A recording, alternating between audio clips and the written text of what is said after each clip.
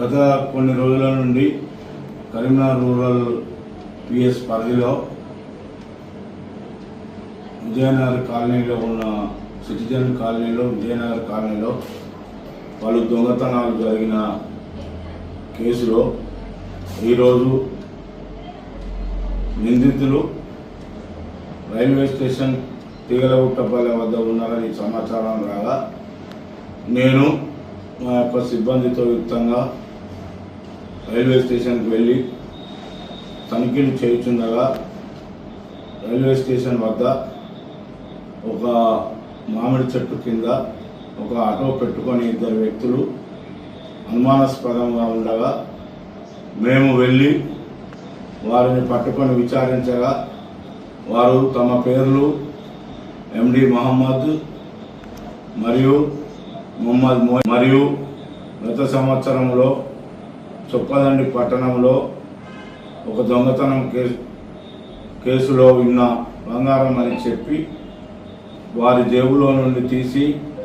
సుమారు 7 తులాల బంగారము మరియు 9 తులాల వెండి మరియు 2 సెల్ ఫోన్లను మరియు వారు దొంగతనానికి ఉపయోగించిన ఆటోను చూపించగా మేము పంచుల సమక్షంలో అట్టి బంగారును మరియు వెండిని మొబైల్ ఫోన్లను మరియు ఆటోను సీజ్ చేసి పంచుల సమక్షంలో స్వాధీనం చేసుకొని అట్టి ఇద్దరు నిందితులను అరెస్ట్ చేసి పోలీస్ స్టేషన్కు తీసుకొని వచ్చి వారిని రిమాండ్కు తరలించుచున్నాము. వారు దొంగిలించిన బంగారు వస్తువుల విలువ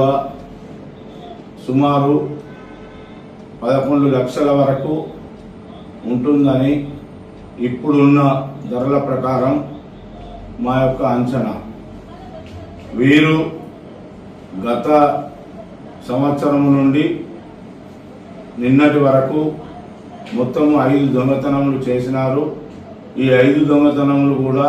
వీరిద్దరే ఇదే ఆటోలో వెళ్ళి ముందుగా ఎక్కడెక్కడ ఇళ్లకు తాళాలు వేసి ఉన్నాయో చూసి మరల రాత్రి వెళ్ళి అట్టి తాళాలు వేసి ఉన్న ఇళ్లను తాళం పగలగొట్టి లోనికి చొరబడి లోపల ఉన్న సామానును సదిరి విలువైన సామాగ్రిని చూసి దొంగిలించుకుంటామని వారి ద్వారా తెలిసినది. వీరిని ఈరోజు